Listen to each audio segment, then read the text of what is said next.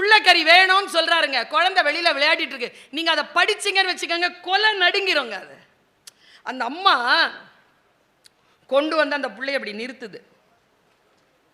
ஏன்னாங்க 5-6 வயசுங்க, சின்ன பிள்ளை, பேரழகன். இப்படி இந்த தாவா கிட்ட இப்படி தூக்கி இப்படி நிறுத்தி இப்படி முகத்தை பார்க்குது. முத்தம் கொடுக்கணும்னு தோணுதுங்க அதுக்கு, அந்த அம்மாக்கு. கடைசியா போறானே, முத்தம் கொடுக்கணும்னு தோணுது. பிரசாதம் எச்சில் படக்கூடாதுன்னு முத்தம் கொடுக்கலையா. இப்படி சொல்லுதுங்க இலக்கியம். எனக்கு நான் உணர்ச்சி வசப்பட்டுட்டேன் அந்த டைம்ல. சரின்னு அந்த அம்மா சமைச்சிருச்சுங்க. அந்த பையன்கிட்ட கேட்குறாங்க. அந்த பையன் சரின்ட்டான். எனக்கு எங்க தெரியுமா, நான் புகழறேன். ஒரு ஆசிரியரா, ஒரு தாயா, ஒரு பெண்ணா, நாம ஜெயிக்கிறோங்கிறது இல்லைங்க முக்கியம். நாம ஜெயிக்கிறதுக்கு சில பேர் அனுமதி கொடுக்குறாங்க பாருங்க, அவங்கள நம்ம மறந்துடுறோம். அந்த குழந்தை சரின்னு சொல்லுச்சுங்க.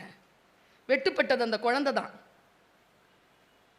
அந்த குழந்தை சரின்னு சொல்லுது. சரிமா அப்படிங்குது.